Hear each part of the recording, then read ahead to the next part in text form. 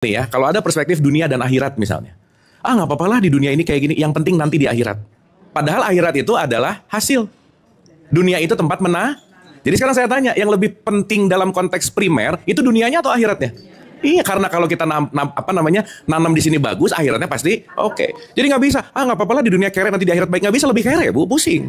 Once ibu-ibu ngerti tentang ini, ibu nanti akan ngerti kenapa syahadat nomor 1 ilah dan Allah, kenapa syahadat nomor 2 Muhammad. Karena yang dimaksud Muhammad di syahadat kita bukan ngomongin orangnya, tapi ngomongin sifatnya. Karena kalau bersaksi sama orangnya udah dikubur 1400 tahun yang lalu. Makanya di situ bukan ngomongin Ahmad bin Abdullahnya, bicara tentang Muhammad. Bu, nama nabi terakhir kita siapa? Muhammad, gelarnya namanya Ahmad. Kok sih? Selama ini kemana aja? Bu, maaf ya, Nabi Muhammad itu nggak ceramah loh, tapi menunjukkan, mencontohkan. Makanya beliau itu tekniknya di awal, dia bilang datang ke satu rumah, dialektika, berargumentasi gitu. Berarti kalau berargumentasi menggunakan nalar nggak kira-kira? Ibu dari tadi merasa berpikir nggak? Nah, gitu. Dengerin baik-baik. Bersaksi hanya menyaksikan. Itu pegang baik-baik. Siap? Ini apa, Bu? Nah, jadi kalau ini masih pengen ngomong spidol, itu menilai, bukan bersaksi. Ini apa, Bu? Pinter. Ini, pinter. Ini, nah gitu. Ini apa? Ini apa? Semua yang ditunjuk nggak perlu ada kata-kata. Nanti ibu akan ngerti kenapa Nabi Muhammad bilang Quran sejati apa sih? La sautin wala harfun. Gak ada suaranya, gak ada hurufnya. Karena saat udah dihurufkan, udah bukan bersaksi.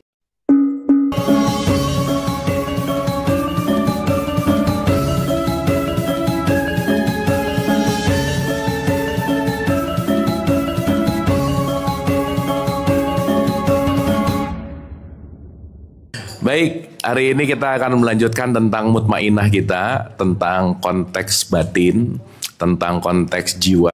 Innalillahi wa inna ilaihi roji'un, semua datang dari Allah dan akan kembali kepada ketetapannya. Semua sistem miliknya dia, semua aturan miliknya dia, semua hukum miliknya dia, dan gak akan ada yang bisa melawan hukum itu gitu. Jadi orang yang ilaihi roji'un itu kembali kepada hukum-hukum Allah. Nah sekarang pertanyaannya begini, Bu. Kalau kita mau ilaihi roji'un, mau kembali ke Allah, nunggu mati nggak kira-kira? Hah? Diam-diam gini ini. Kan kalau pemikiran konvensional, hidup, mati, pulang gitu nggak kira-kira? Nunggu mati dulu, husnul khotimah gitu kira-kira. Sekarang saya tanya, ibu-ibu pengen husnul khotimahnya sekarang atau nanti? Hah?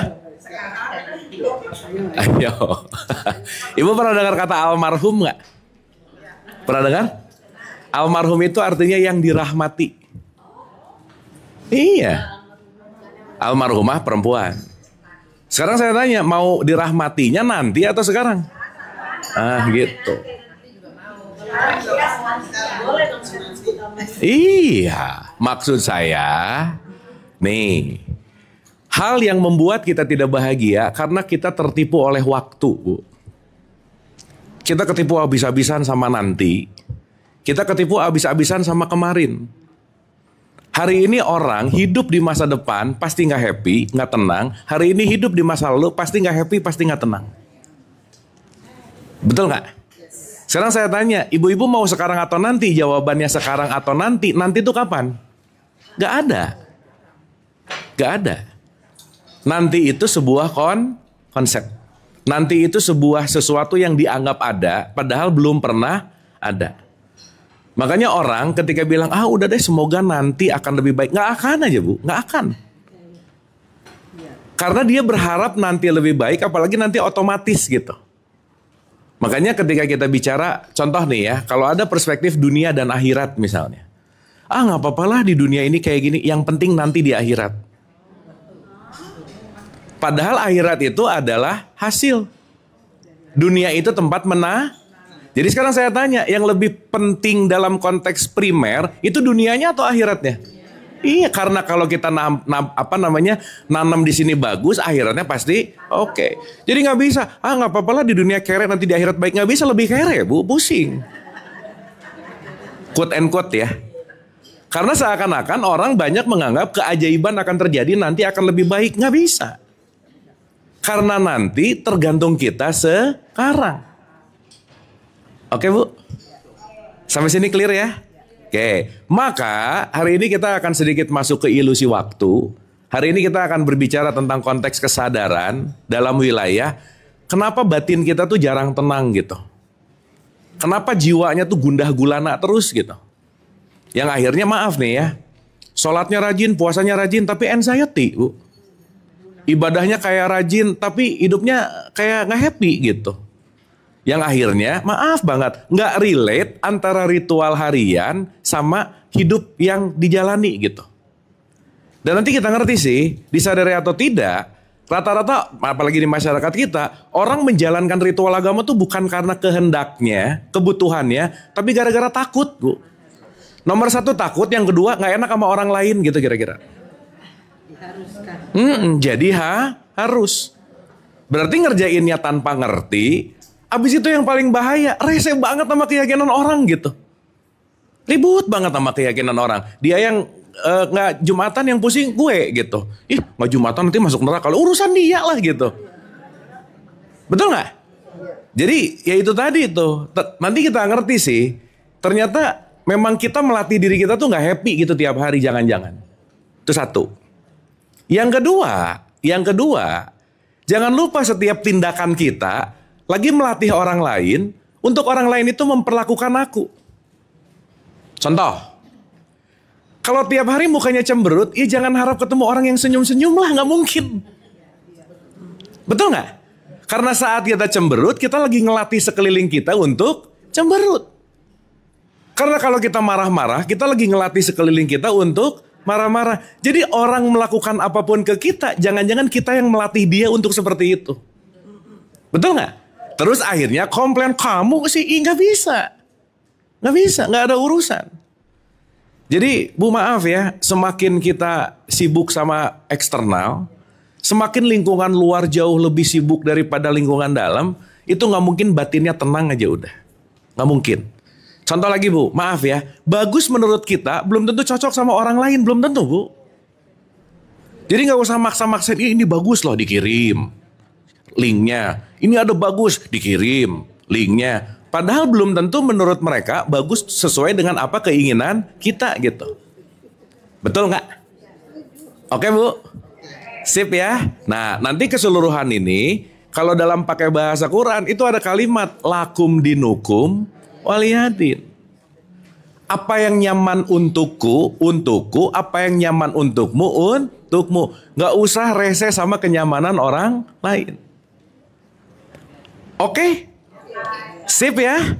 Nah ini kadang-kadang orang religius ngerasa paling benar pengen ngerubah orang gitu loh Bu. Orang gak pengen dinasihati, diceramahin sama dia.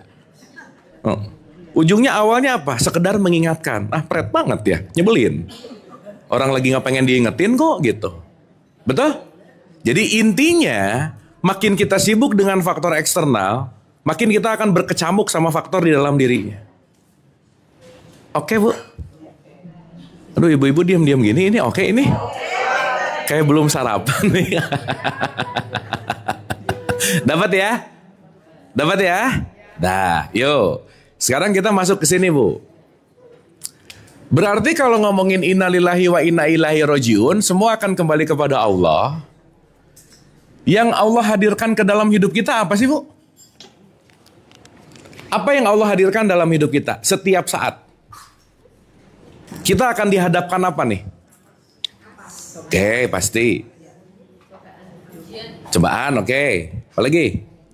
Satu Bu, setiap detik kita akan menerima peristiwa hidup. Situasi hidup, betul? Tiap detik ngalamin peristiwa nggak? Iya dong. Dan peristiwa yang datang dari Allah disebut yang namanya realitas. Atau disebut apa Bu? Kenyataan. Jelas ya? Berarti kalau gitu, kalau Allah memberikan realitas, Allah itu sendiri akan mewujudkan dirinya dalam setiap kenyataan hidup kita. Contoh. Ibu pernah dengar kata ibadah nggak? Pernah dengar? Begitu ibu dengar kata ibadah, yang kepikiran apa? Sholat, ngaji, betul? Sekarang saya tanya, orang sholat pasti ibadah nggak? Hah? Nih contoh ya. Ibu-ibu kalau sholat ada iftitah baca gini nggak? Inna sholati wa nusuki. Ibadahku, sholatku. Dipisah nggak? Dipisah. Berarti orang yang rajin gini-gini belum tentu ibadah. Nah, bisa jadi senam. Ritual. Tapi senam juga bagus, Bu, buat kesehatan. Bagus. Bagus. Tapi sayang aja sih kalau kita hanya membangkitkan olahraga tapi tidak masuk ke dalam olah rasa. Oke? Sampai sini oke? Berarti sholat, puasa, umroh, haji ibadah atau alat untuk ibadah? Alat. Yang namanya alat itu adalah jalan kita untuk menuju ke suatu tempat. Makanya nggak ada sok ibu cari di Quran. Yang paling mulia adalah orang yang rajin tahajud. Nggak ada, Bu. Yang paling mulia adalah orang yang rajin umroh. Nggak ada. Yang mulia adalah yang pakaiannya gimana. Nggak ada. Semua konteksnya yang paling mulia adalah orang yang paling takwa. Oke? Sekarang saya tanya. Berarti seseorang ketika melakukan yang namanya ibadah, ibadah itu dalam katanya ada kata abdi, menghambakan. Berarti orang yang beribadah kepada Allah yang gimana kira-kira, Bu? Kalau dikaitkan dengan ini tadi. Mengabdi ke apa? Hah? Mengabdi ke Allah. Apa bukti nyata dia mengabdi ke Allah?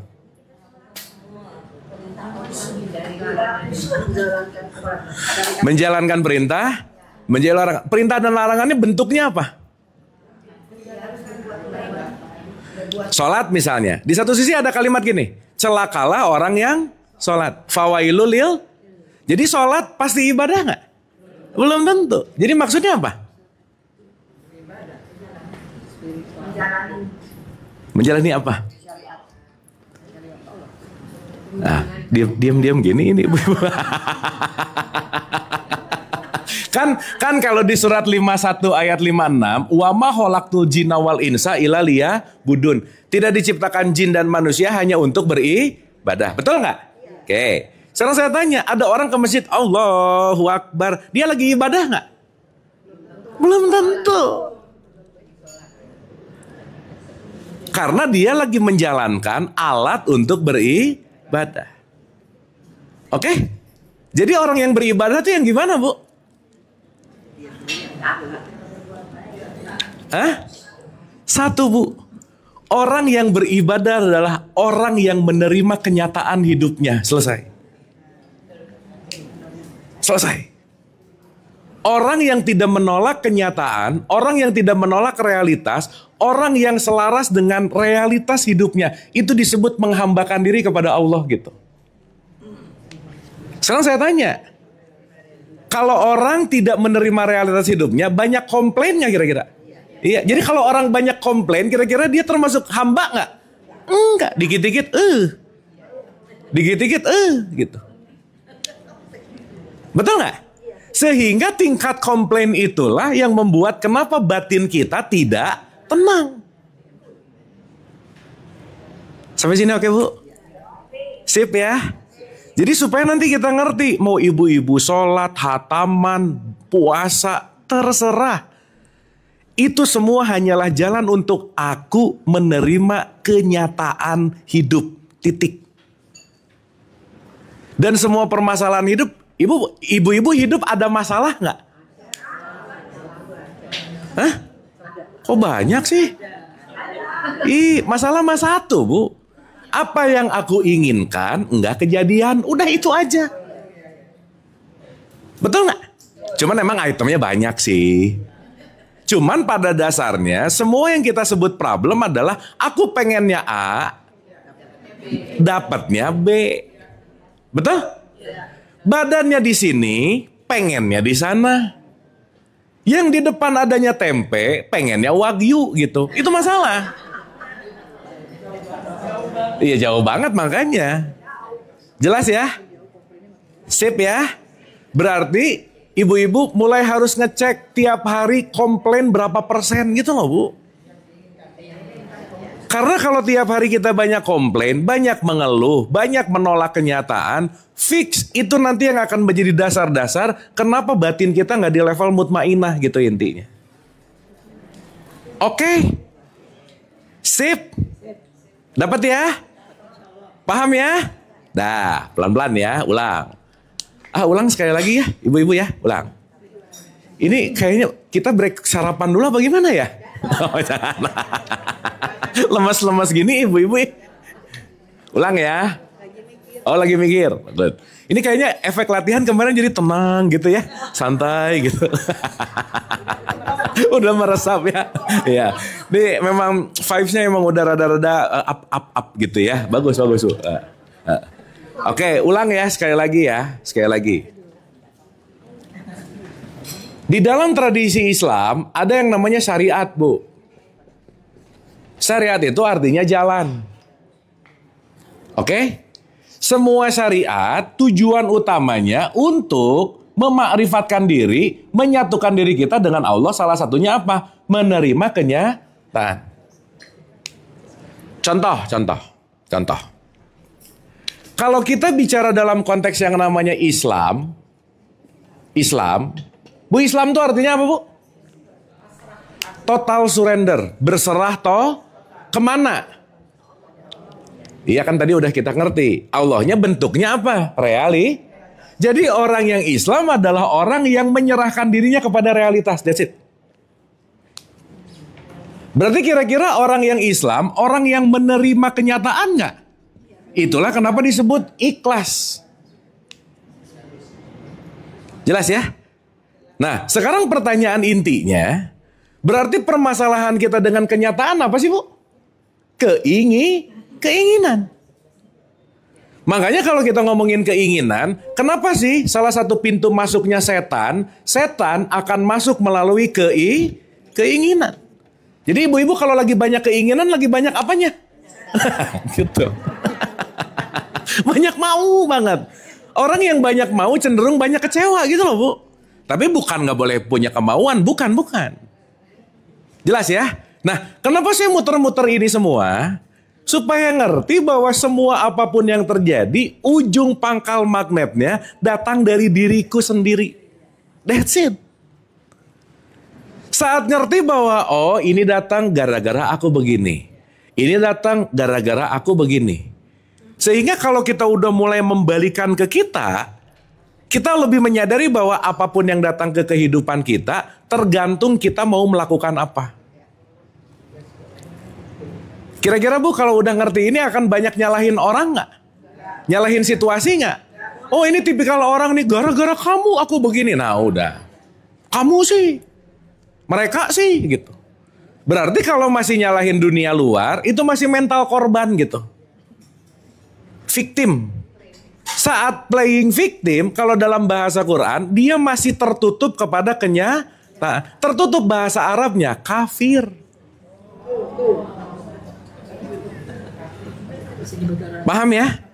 Jadi kafir tuh nggak ada urusan sama orang beda agama, orang gimana, nggak ada, Bu. Kenapa? Aku tertutup dari kenyataan. Jadi kalau ibu-ibu lagi marah gara-gara keinginannya nggak kejadian, lagi tertutup nggak? Iya, lagi jadi orang apa itu? Gitu. Paham ya? Jadi sehari-hari kekafiran selalu ada nggak? Kita tuh tutup, buka, tutup, buka, tutup, buka. Betul nggak? Makanya berbolak-balik ini dalam bahasa Arab disebut kolaba. Namanya kolbu. Oke? Tabola balik, bener. Bolak-balik gitu. Nah cuman nanti kita ngecek berapa banyak kebukanya, berapa banyak ketutupnya. Dan yang bisa membuka tutup, Bu, gak ada kecuali diri sendiri. Udah. Itu yang tadi saya bilang, udahlah. Gak usah terlalu rese sama urusan orang, keyakinan orang, karena gak akan ada yang bisa ngerubah gitu. Jelas, Bu? Oke ya? Nah, sekarang kita masuk nih. Ini paham ibu-ibu? Paham apa puyeng? Paham ya? Nah, jadi maksud saya Bu, udahlah nggak usah ngurusin syariat orang, gaya-gayanya, udahlah. Karena setiap orang punya tingkat kenyamanannya masing-masing. Makanya di surat 22 ayat 67, tiap-tiap umat punya syariatnya tertentu yang mereka jalankan dan nggak usah diributin gitu kira-kira. Nah Bu, maaf ya. Mental culture masyarakat kita memang kalau ada yang beda salah aja. Padahal berbeda belum tentu salah. Nih ya, tipikal orang yang happy sama orang yang sedih Bu. Tipikalnya gini. Kalau orang yang kira-kira bakat sedihnya tinggi, ngelihat yang beda langsung ngejudge salah. Itu tingkatnya rendah aja, emosinya rendah aja, frekuensinya rendah aja. Tapi kalau misalnya uplifting energinya lebih bagus, ngelihat yang beda justru penasaran, kok dia beda ya? Apa nih pelajaran yang aku belum tahu dari perbedaan itu gitu. Kira-kira kalau ngelihat yang beda, lebih banyak pengen belajar, lebih banyak menilai. Yang mana Bu? Ya udah. Nah ya, kalau banyak menilai namanya kafir Bu. Tertutup dari perbedaan. Maka di 49 ayat 13 disebut, aku ciptakan berbangsa-bangsa dan bersuku-suku, berbeda-beda untuk saling kenal, mengenal. Jelas ya? 49 ayat 13. Paham ibu-ibu? Dapat ya? Jadi menjadi Islam adalah menjadi menerima kenyataan. That's it. Makanya kalau di Quran ada kata-kata inna dina indallahil Islam. Itu bukan ngomongin KTP, Bu, bukan. Kamu nerima kenyataan atau tidak gitu. Sip ya? Nah, saat kita sulit menerima kenyataan, tidak bisa melihat seapa adanya, berarti lebih banyak melihat seapa akunya. Paham? Berarti kalau melihat seapa akunya, yang di luar tergantung penilaian diri sendiri nggak kira-kira? Iya. Berarti tidak melihat seapa adanya. Makanya ada satu doa Nabi Muhammad yang super keren banget Bu. Dalam bahasa Arabnya gini. Allahumma arini al-ahsya'a kama hiya. Even Nabi Muhammad aja masih berdoa, ya Allah ya Robbana, berikanlah kekuatan kepadaku untuk melihat seapa adanya. Untuk melihat apa Bu? Berarti kalau melihat seapa adanya, di situ menilai langsung nggak kira-kira? Enggak. Namanya nanti kita ngerti kenapa sebelum sholat ada syahadat. Itu nanti kita sebut sebagai bersaksi gitu. Oke? Paham? Bisa dimengerti? Jadi sekarang pertanyaannya, untuk membuat batin lebih tenang, apa yang perlu dilakukan Bu? Belajar melihat seapa adanya. Jangan rese, udah gitu aja Bu. Nah, begitu beda dikit, gemes pengen, udah diem dulu, udah. Begitu, diem dulu. Kenapa? Lah, beda gitu. Jelas ya? Maka nanti kita ngerti. Nanti kita ngerti tentang konteks yang namanya kebersaksian. Nah, sekarang saya mau masuk dulu, mundur sedikit. Oke, saya kasih contoh ya, ibu-ibu ya. Saya kasih contoh. Bu, kita agak dalam dikit boleh ya? Boleh nggak ini? Sip. Oke, dalam dikit nih. 1. Ingat bagian paling luar diri kita, namanya jasad. Apa Bu? Nah, ini namanya tubuh. Yang tertampak sangat mudah untuk dilihat oleh panca indera kita. Disebut jasad. Pertanyaan. Si jasad ini wadah dari yang namanya isi. Berarti jasad ini refleksi dari isi bukan? Contoh. Kalau ini layar ini hanya merefleksi datang dari sebuah yang namanya proyektor, betul? Berarti si layar ini sebenarnya ada filmnya nggak? Nggak ada, tapi ditembak proyektor. Sampai sini oke? Berarti si jasad ini adalah layar bagi apa? Bagi jiwa. Setuju? Oke? Oke, pantulan. Jadi Bu, kalau saya cuma punya spidol, saya hanya bisa memberikan apa? Kalau saya cuman punya spidol, saya bisa ngasih apa sama orang lain? Spidol. Kan cuman punya spidol. Betul? Oke. Kalau saya cuman punya korek, bisa ngasih apa sama orang? Oke. Kalau saya cuman punya dompet, bisa ngasih apa? Duit. Ya, emang ibu-ibu cepat ke situnya ya. Bagus ya. Bagus. Paham ya? Berarti seseorang hanya akan bisa memberikan sesuatu yang ada pada dirinya, betul nggak? Jadi Bu, kalau ada orang kerjaannya marah mulu, emang itu yang dia punya. Kalau orang ngebenci mulu, emang itu yang dia punya. Kalau orang julid mulu, emang itu yang dia punya. Jadi nggak usah kebawa-bawa jadi gimana-gimana. Sadarilah yang dilakukan sama orang lain, pasti yang dimiliki oleh jiwanya. Selesai. Jelas Bu? Oke, jadi ibu-ibu kalau ketemu orang nyebelin, nggak usah gimana-gimana. Emang nyebelin itu yang dia punya. Paham Bu? Contoh.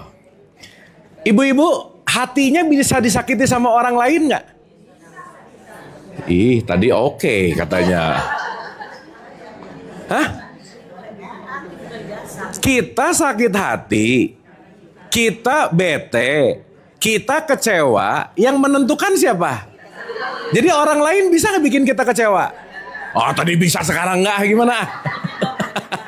Nggak bisa tuh Bu, nggak bisa. Semuanya adalah pilihan kita sendiri, betul nggak? Coba kalau kita ngerti, begitu ada orang nyebelin, oh emang itu yang dia punya, beres, betul nggak? Tidak ada yang bisa mengganggu kedamaian diri kita kecuali kita yang membuat diri kita nggak damai. Betul? Bisa dimengerti? Paham ya? Nah, sekarang saya tanya. Kita mau happy, mau nggak happy, mau marah, mau kesel, tergantung jasadnya, tergantung jiwanya. Karena ini adalah proyektornya di sini.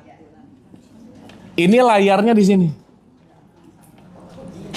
Berarti saya ngomong, saya melakukan, orang-orang ngomong, orang-orang melakukan. Proyektor dari jiwanya nggak kira-kira?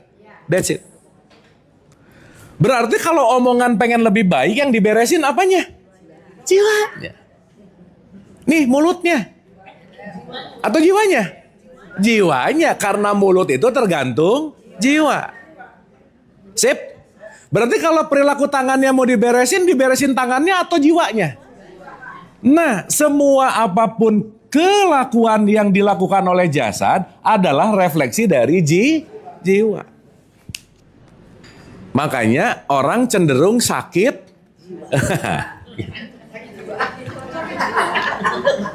Iya Bu. Ibu ingat waktu pertemuan 3 yang lalu? Salah satu yang membuat kita tetap happy, ingat aja Bu, bumi ini rumah sakit jiwa besar. Semua orangnya sakit, nah udah. Selesai. Jadi ibu kalau ada ketemu orang nyebelin, oh sesama pasien rawat jalan, udah beres. Dia sakit, aku juga sakit. Kadarnya aja yang beda. Oke Bu? Sip. Nah, sekarang kita lihat ke perspektif Quran. Dalam satu perspektif Sufism ada kata-kata man arafah nafsah faqad arafah robbah. Kalau kamu kenal jiwamu, kamu akan selaras dengan Tuhan gitu. Jelas ya? Kalau kita kenal dan paham jiwa kita, kita pasti akan selaras dengan keinginan-keinginan, peristiwa-peristiwa, realitas-realitas kehidupan. Berarti jiwa kita dengan kenyataan ada korelasi nggak? Pasti. Kenapa? Karena jiwa membentuk ego yang selalu mau melawan kenyataan. Jelas Bu? Sip? Paham ya? Nah sekarang saya tanya, waktu ibu-ibu sholat, kira-kira melakukan kegiatan jasad atau jiwa? Oh yang benar. Rata-rata nih kalau lagi sholat, ngurusin gerakan atau ngurusin jiwanya?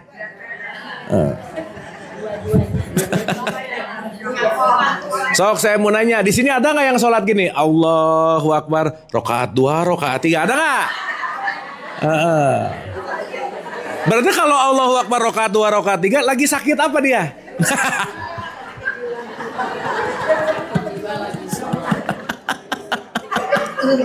Iya, benar nggak?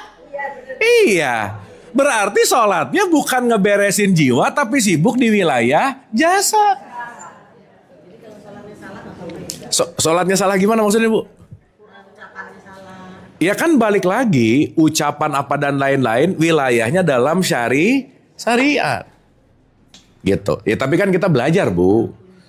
Bu, maaf ya, maaf nih, maaf banget nih. Kita disuruh sholat, disuruh ada Al-Fatihah nggak kira-kira? Iya. Al-Fatihah itu kan bukan hanya membunyikan Al-Fatihah, tapi merasakan. Merasuk gitu loh, Bu. Orang yang ber-Al-Fatihah beda sama orang yang membacakan Al-Fatihah. Contoh. Ibu-ibu lebih sering berdoa atau baca doa?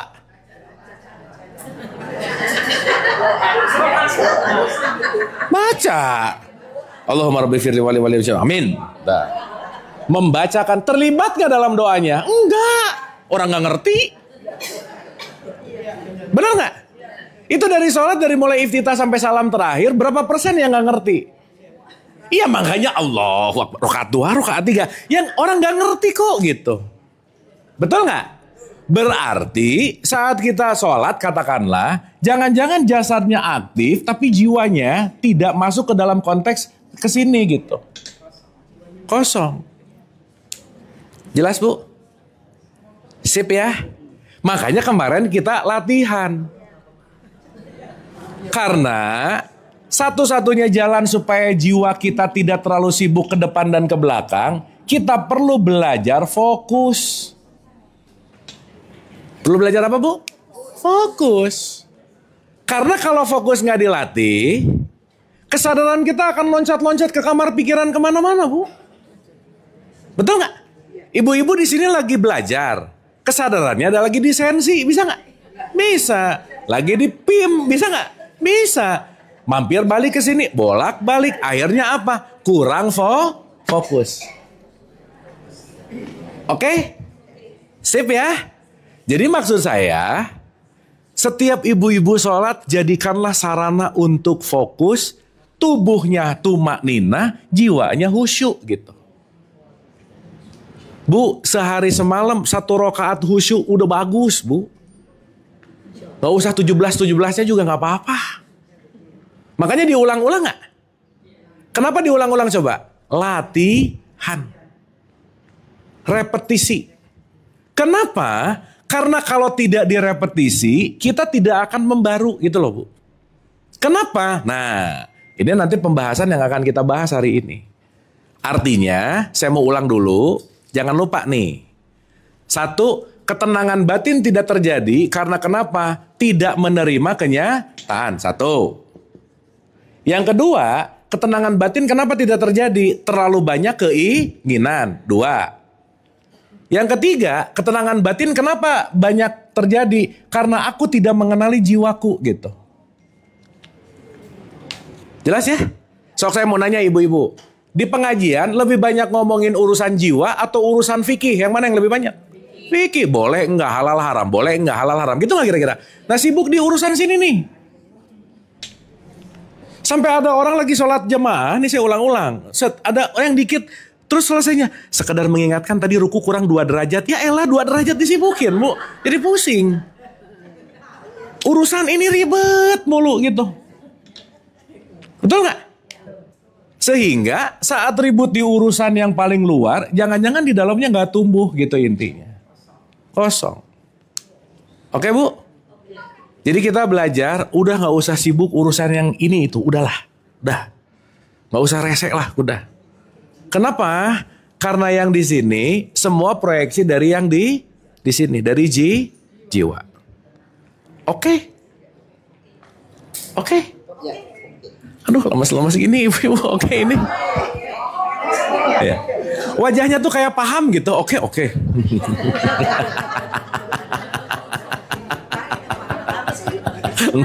Oke. Ya. Ketenangan karena kita tidak menerima kenyataan, banyak keinginan. Keinginan. Yang ketiga, tidak mengerti jiwanya. Tidak mengerti mekanisme jiwa. Yang pertama, banyak menolak kenyataan. Ibu-ibu termasuk orang banyak yang menolak kenyataan atau menerima, yang mana? Yang bener Jawabannya penuh dusta gitu ya. Ya, ini tolong diingat-ingat nih. Jadi begitu ada kenyataan, jangan langsung ditolak dulu. Udah diam dulu. Dengerin dulu. Jangan langsung pak. Jangan. Ya. Makanya kemarin kenapa saya kasih PR 21 hari, which is pasti nggak banyak yang ngerjain sih di mana-mana gitu ya. Ya nggak apa-apa ya. Iya. Ya kelihatan dari jawabannya Bu, ya kelihatan lah pokoknya ya. Gini. Saat sesuatu datang dan kita terlalu cepat bereaksi, itu namanya reaktif. Orang yang reaktif fix Bu, susah happy aja.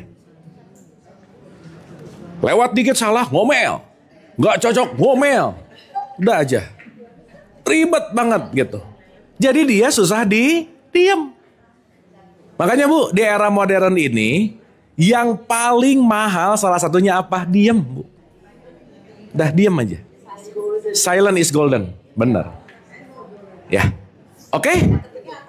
Yang ketiga, tidak mengenali jiwa. Ya. Iya. Ini sampai zuhur 3 ini diulang-ulang terus ya.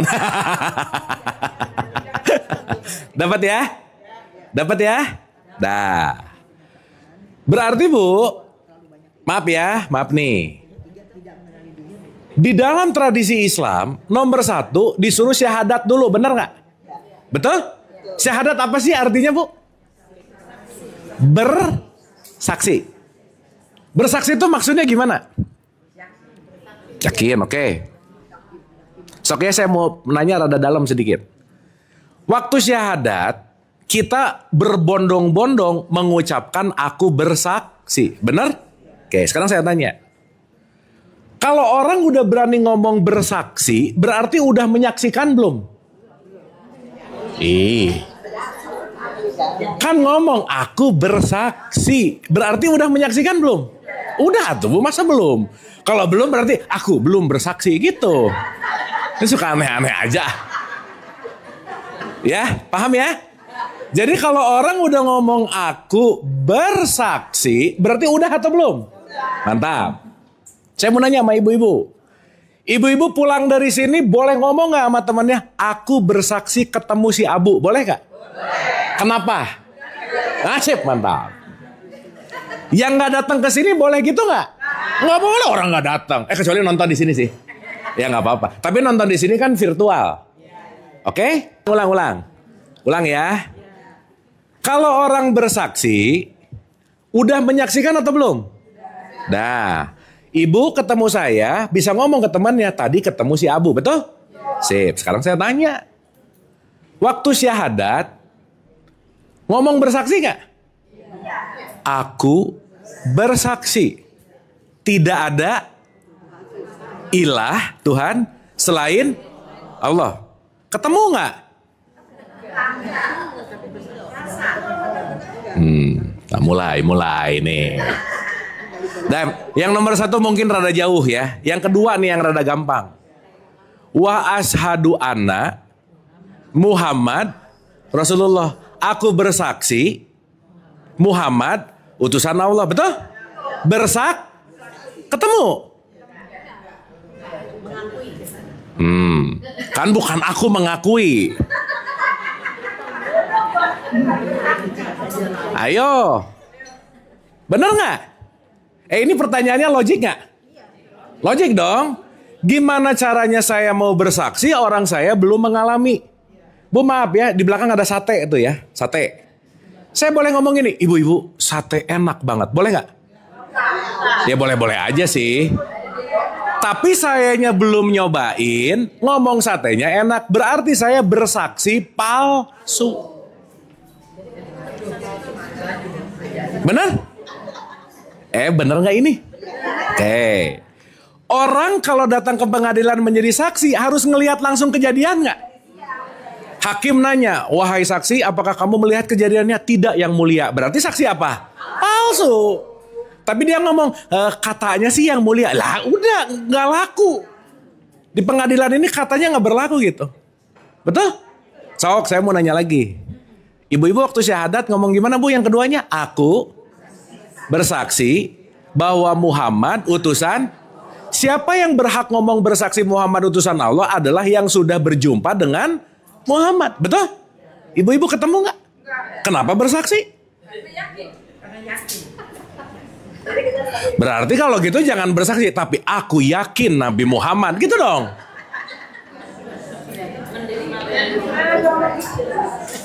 Ayo, gimana? Pusing nggak? Pusing. Kenapa coba bu? Kita cepat-cepat disuruh sholat, syahadatnya belum oke. Itu aja. Kan orang sekarang merasa Islam gara-gara lahir di rahim Islam, bener nggak? Ngerasa udah syahadat, betul nggak? Udah syahadat, skip langsung sholat gitu. Padahal bu, konteks inti dari tradisi Islam nomor 1, gimana mau sholat sampai nomor 5 kalau bersaksinya belum beres gitu maksudnya. Nah, sekarang pertanyaan jadi gimana kan? Nah, kita akan bahas di episode nanti, tenang aja, tenang. Kan kita menuju. Udah. Bu, ini aja nggak ngerti, apalagi nanti itu tenang. Ini dulu. Tapi maksud saya mau mancing dulu nih. Mau mancing supaya menyadari, iya ya, ternyata selama ini jangan-jangan aku banyak nggak taunya gitu loh bu. Iya ya, ternyata selama ini aku banyak ikut-ikutan, tapi aku nggak ngerti gitu loh. Jelas ya? Oke. Sip. Deh, balik dulu. Ulang ya. Nih. Jiwa berefleksikan kepada jasad. Makanya di 89 ayat 27 bu, disebut, ya ayat Tuhan nafsul mutmainah. Wahai jiwa-jiwa yang tenang. Wahai jiwa yang apa? Tenang. Kita berlatih bersaksi sebentar boleh nggak? Boleh. Sip? Boleh ya? Ingat, tugas ibu-ibu hanya bersaksi. Hanya apa? Deal? Hanya apa? Sip. Siap? Siap nggak ini? Sip. Tugasnya apa? Sip. Siap? Nah. Ini apa bu? Ini? Nah, tugas ibu-ibu cuma apa tadi? Nah, ulang. Ini apa bu? Ini? Ya. Ibu tadi tugasnya ngapain bu? Nah, kalau bersaksi kira-kira menilai nggak? Nah, kalau bersaksi kira-kira komentar nggak? Nah, ulang.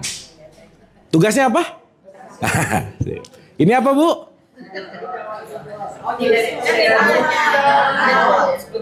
Ini apa?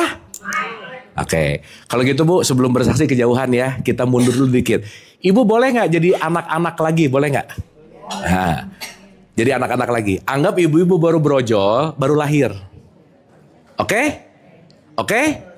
Sip ya, anggap kita baru lahir semuanya. Deal? Karena waktu anak-anak, nggak ada anak-anak yang nggak bahagia, nggak ada bu. Ya, kenapa? Karena keinginannya nggak banyak gitu kira-kira. Ya, latihan dulu, latihan. Ibu jadi anak. Sip? Ini apa bu?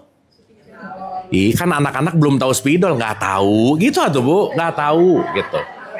Kan anak-anak baru brojol. Ya, ulang.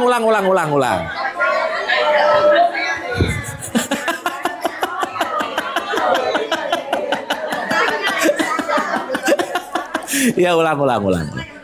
Ulang ya. Baru apa ini sekarang? Brojol. Nggak tahu apa. Sip. Ini apa bu? Nggak tahu. Ini. Nah gitu bagus ini. Nah bu, kalau kita pakai mode itu dalam keseharian, kita akan jauh lebih happy dulu. Paham? Paham? Dah. Ibu kalau nggak dipraktekin gini susah ngerti bersaksi, Bu. Ya, kita praktek ya, pelan-pelan. Ini soalnya praktek enggak, ngerti enggak, tiba-tiba asyhadu alla ilaha illallah gitu, Bu. Tuh nggak ngerti lagi. Siap. Sekarang tadi udah jadi anak-anak paham ya. Sekarang Bu kalau bersaksi itu apa, Bu? Hanya menyaksikan. Deal? Sip. Ini apa, Bu? Kan bersaksi sekarang bersaksi. Udah bayi lewat. Udah. Ini jangan Bu jangan kelamaan pengen jadi bayi, Bu. Udah jangan.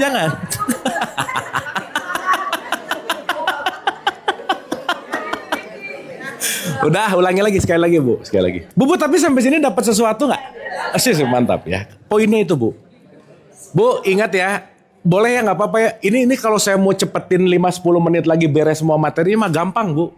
Udah saya tinggal ngomong amarah, lawamah, mulhamah, nanti level ini udah Ibu hafal selesai. Tapi itu hanya transfer knowledge. Betul nggak? Nah, PR kita, saya bukan mau transfer knowledge tapi transfer rasa gitu loh, Bu. Supaya pulang dari sini ada yang dikontemplasikan gitu. Oke? Supaya pengajiannya tuh berbekas gitu, Bu. Jangan pulang lupa, bulan depan lupa. Jangan. Supaya ada sesuatu yang diaplikasikan. Deal? Oke, ulang. Bayi lewat, udah jangan dipikirin bayi, Bu, udah. Lewat, udah. Nah, udah, sekarang mah udah nggak bayi lagi, udah. Udah nenek-nenek. Tapi nenek-nenek suka kayak bayi juga sih, tapi nggak apa-apa lah ya, udah. Sip ya. Sekarang bersaksi. Sesuai KTP. Ya oke. Bu, dengerin baik-baik. Bersaksi hanya menyaksikan. Hanya apa? Nah. Itu pegang baik-baik. Siap? Ini apa, Bu? Iya. Nah, gitu. Wah, mantap Ibu, benar. Nah, Ibu udah bersaksi benar. Jadi kalau ini masih pengen ngomong spidol, berarti itu menilai, bukan bersaksi. Paham? Nah, siap.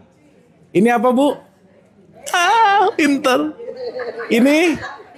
Pinter. Ini? Nah, gitu. Ini apa? Semua yang ditunjuk nggak perlu ada kata-kata. Nanti Ibu akan ngerti kenapa Nabi Muhammad bilang Quran sejati apa sih? La sautin wala harfun. Gak ada suaranya, gak ada hurufnya. Quran sejati. Karena saat udah dihurufkan, udah bukan bersaksi. Oke, Bu? Bu, ini pelajaran tasawuf tingkat tinggi loh. Ya, pelan-pelan ya. Pelan-pelan. Ulang. Ya. Ibu nggak ngerti sekarang nggak apa-apa ya, nggak apa-apa. Tapi at least ulang ya, ulang. Sekarang bukan bersaksi, sekarang menilai. Sekarang apa? Mantap. Lagi apa sekarang? Oke. Ini apa, Bu? Asik. Ini papan tulis. Sekarang ibu-ibu bersaksi. Siap? Ini apa? Mantap. Nah, Ibu kalau bisa gini sampai besok bagus, Bu. Udah. Maksud saya saat kejadian datang bersaksi dulu, reaktif nggak? Enggak. Bu, punten ya, mohon maaf ya. Saat saya tanya ini apa, keinginan menjawab tinggi nggak? Nah, itu ciri-ciri kurang bersaksi gitu tuh. Berarti pengen komen mulu nggak kira-kira? Iya. Berarti ketika pengen komen, kebersaksiannya kurang, kita terpapar oleh kebiasaan nggak kira-kira? That's it. Oke, Bu. Sip ya. Ini jurus loh, Bu. Ulang. Once kita bersaksi, mau saya tunjuk kemanapun, hanya that's it. Paham ya? Karena bersaksi. Karena kalau bersaksi tidak perlu ada penilaian, nggak perlu ada kata-kata, nggak perlu ada apapun yang disebutkan, hanya nonton. Paham, Bu? Sekarang saya tanya, kalau ibu-ibu cuma nonton, menilai nggak? Nah, itu intinya. Jadi saat kita udah nggak ngelihat set bersaksi, udah nggak sibuk lagi bener salah, baik buruk, keren atau enggak, disaksiin dulu. Berarti kalau bersaksi dulu, kita lepas dari penilaian, kita lagi lepas dari jiwa yang levelnya rendah gitu loh, Bu. Paham sampai sini? Yang lebih bahaya, ngeliat, menilai, ngomong, judgement, taunya salah, lihat, repot, Bu. Benar nggak? Iya dong. Karena ibu-ibu jangan lupa, panca indera kita itu adalah alat yang lemah. Nggak terlalu akurat. Contoh, saya kasih contoh. Ada jarak pandang, ada sudut pandang. Beda nggak? Beda. Sekarang saya tanya, ngelihat sesuatu 500 meter sama ngelihat sesuatu 5 meter, beda nggak? Beda. Berarti penilaian 500 meter sama 5 meter bisa beda nggak kira-kira? Jangan dulu menilai, jangan-jangan kita ngelihat dari 500 ngomong jelek, pas 5 meter ngomong jadi oke. Atau kebalikannya. Kebalikannya namanya jauh jenik, dari jauh keren, dari dekat enggak gitu, Bu. Jauh jenik. Namanya tipikal, kalau saya laki-laki suka ngelihat ke cewek, tipikal cewek wahyu namanya. Dari jauh wah, dari dekat iyu gitu. Ini paham ya? Oke? Oke? Paham ya? Dah. Once ibu-ibu ngerti tentang ini, ibu nanti akan ngerti kenapa syahadat nomor 1 ilah dan Allah, kenapa syahadat nomor 2 Muhammad gitu. Kenapa coba? Karena yang dimaksud Muhammad di syahadat kita bukan ngomongin orangnya, tapi ngomongin sifatnya. Karena kalau bersaksi sama orangnya udah dikubur 1400 tahun yang lalu. Makanya di situ bukan ngomongin Ahmad bin Abdullahnya, bicara tentang Muhammad. Paham nggak? Contoh. Bu, nama nabi terakhir kita siapa? Muhammad mah gelarnya. Namanya Ahmad. Kok sih? Terus selama ini kemana aja?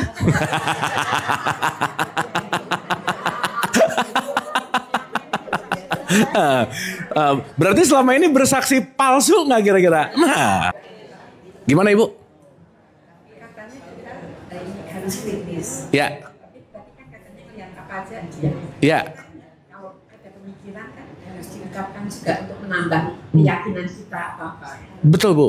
Tetapi saat ada sesuatu kita langsung kritis, cenderung yang mengkritisinya adalah ego gitu loh, Bu. Cenderung di situ. Tapi saat kita mengkritisi setelah jiwanya tenang, maka kita kritis menggunakan higher self kita, menggunakan kesadaran gitu kira-kira. Itu aja sih, Bu. Jadi maksud saya, saat kita melatih diri untuk tidak egonya keluar, gini Bu, ego itu terjadi spontan. Kenapa coba? Karena 98% yang ibu-ibu lakukan dalam keseharian itu nggak mikir lagi. Betul nggak? Otomatis. Berarti begitu kita melakukan keputusan, datang dari otomatis atau datang dari kesadaran? Berarti kalau datang dari otomatis, yang dipilih itu terus nggak? Hasilnya itu terus nggak? Terus komplain, kok nggak ada yang berubah ya? Ya iyalah, datangnya dari sini mulu gitu. Oke. Sip. Kalau bertanya sama. Gimana Bu? Bertanya, tadi kan kritis. Iya. Tapi kita bertanya. Boleh Bu. Tapi bertanya bisa nanya pakai ego atau bisa nanya pakai kesadaran. Paham nggak maksud saya? Contoh Bu, ada orang nanya, sebenarnya bukan nanya sih, ngetes misalnya. Mungkin kan?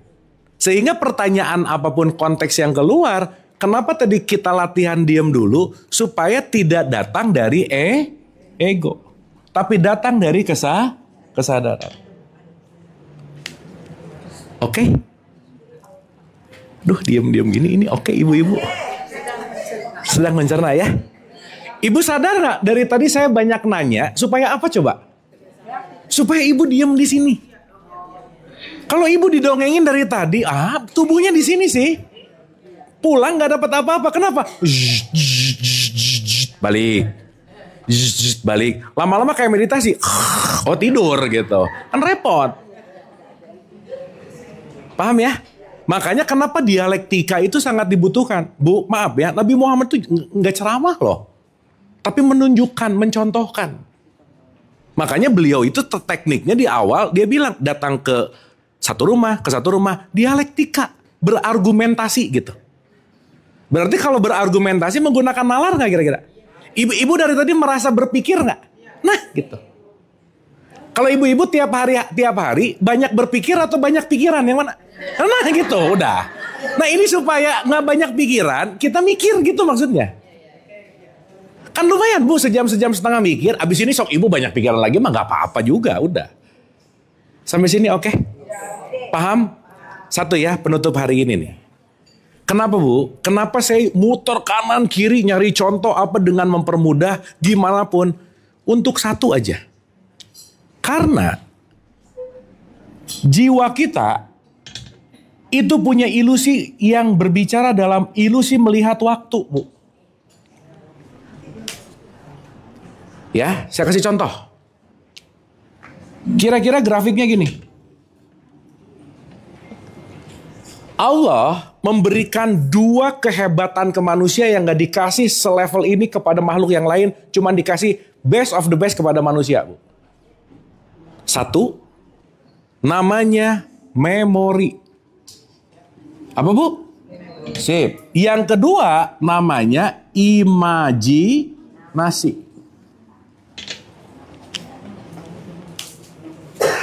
Imajinasi itu di dalamnya ada jin. Ingat, jin itu artinya kecerdasan. Oke? Jangan aneh-aneh nih, jin hantu apa? Bukan. Ya, sip ya. Makanya orang pintar disebut jinius. Orang gila disebut majinun. Dekat-dekat. Makanya pintar belum tentu berakhlak baik, betul nggak? Yes. Makanya hati-hati sama kepintaran. Anyway, nanti kita bahas lebih dalam. Nah, bu, satu kita dikasih apa sama Allah? Memori. Dan apa?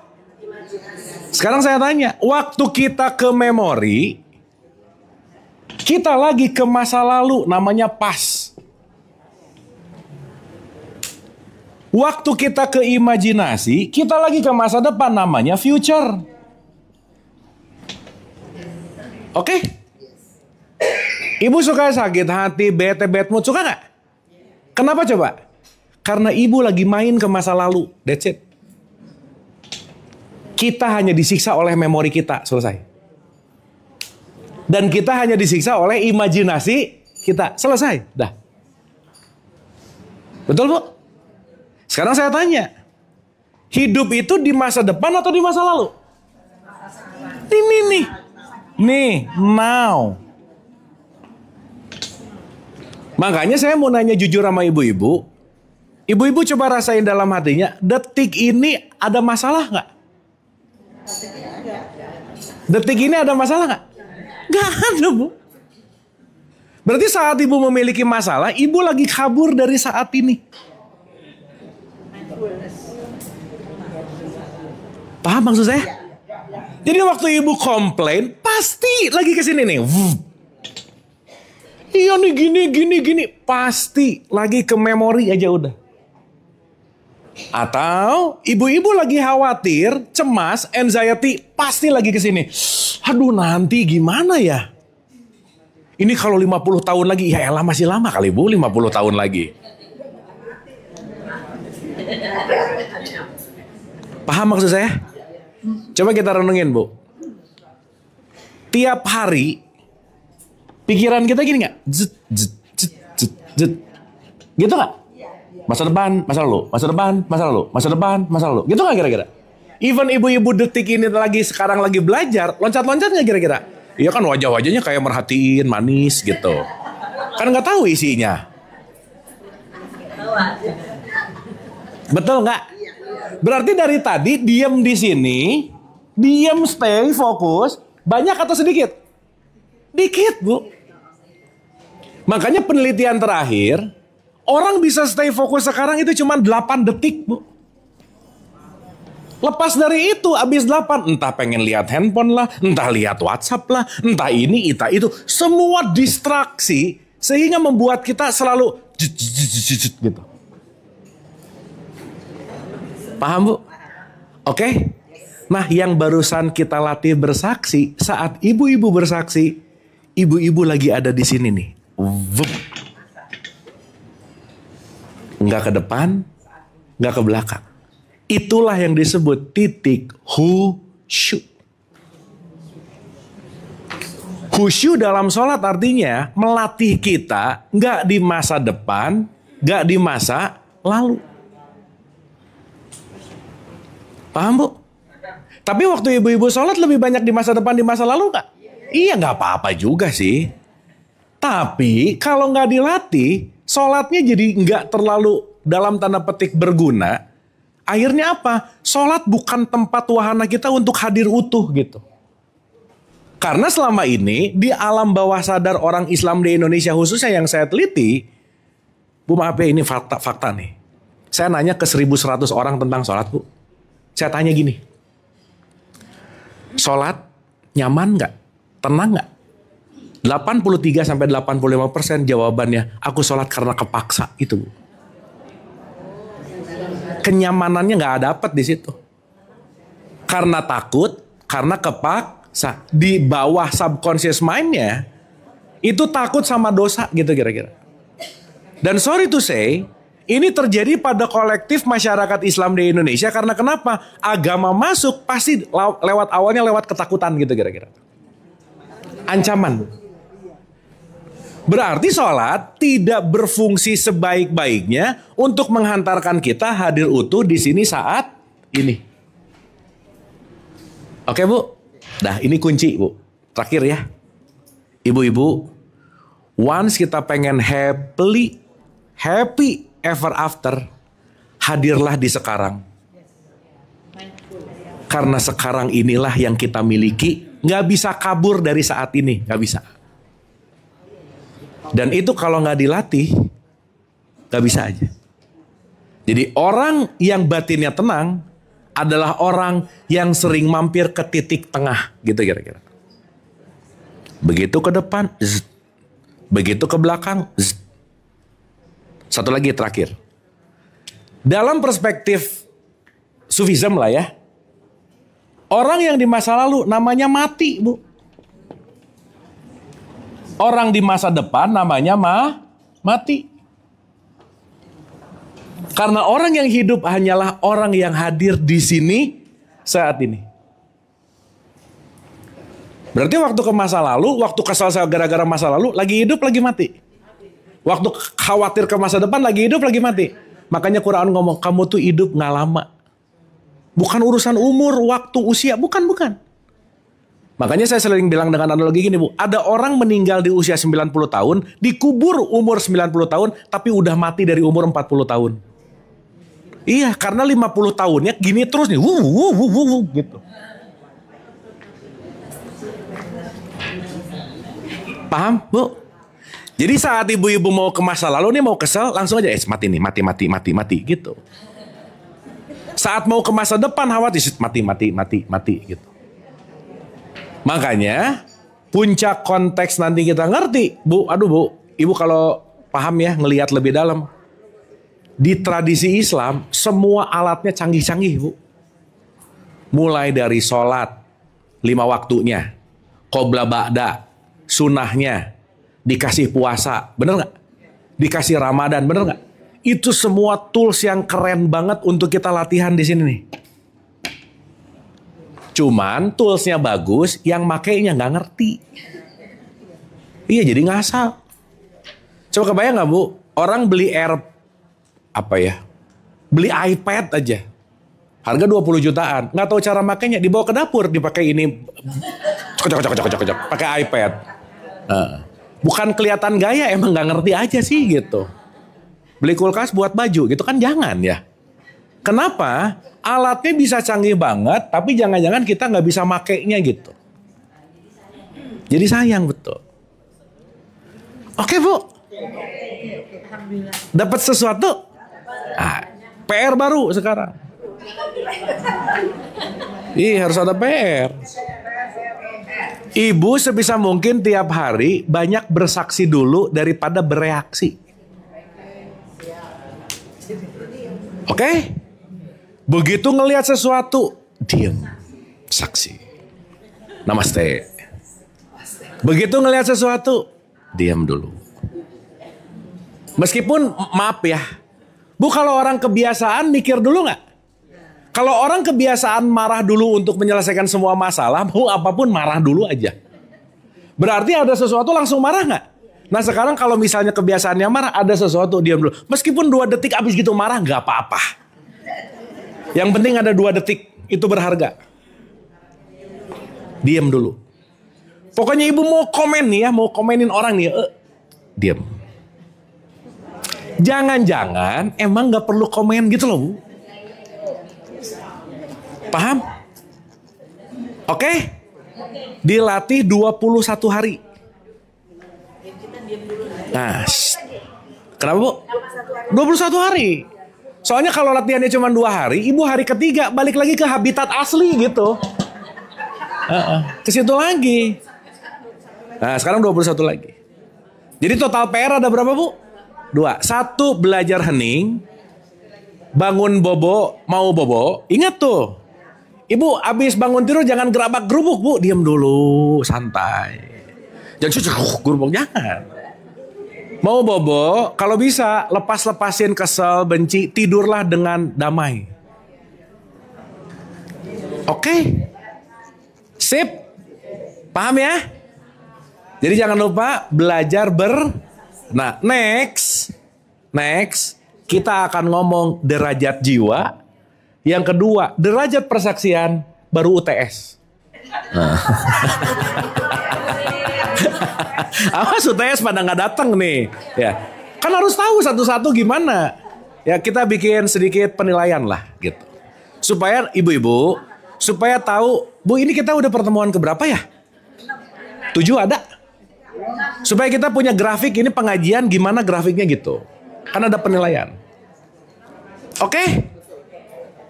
Ibu-ibu get something, dapat sesuatu? Alhamdulillah.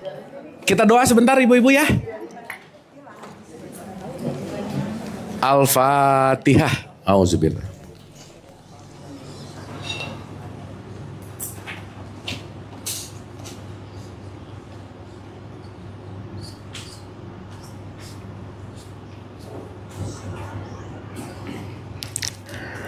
Allahumma rabbik firli wali walidayya warhamhuma kama rabbayani shaghira. Rabbana atina fid dunya hasanah wa fil akhirati hasanah wa qina adzabannar. Wa adkhilnal jannata ma'al abrar. Ya Aziz, ya Ghafar, ya Rabbal alamin.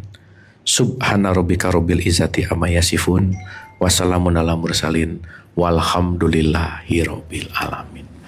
Amin, amin ya Allah ya Rabbal alamin. Boleh tepuk tangan ibu-ibu, terima kasih. Ibu-ibu sehat-sehat dan bahagia. Hatur nuhun, terima kasih. Oh ya, dapat info dari pusat ada yang ulang tahun katanya ya. Ya, selamat ulang tahun yang berulang tahun. Ibu Truli mana? Oh ya, Ibu, happy birthday Ibu. Semoga usianya berkah. Amin. Kita doa sebentar buat yang ulang tahun boleh ya? Ya. Yuk, Oh, Ibu ulang tahun juga? Iya. Oh, sip. Yuk kita doain yang ulang tahun. Al-Fatihah. Auzubillah.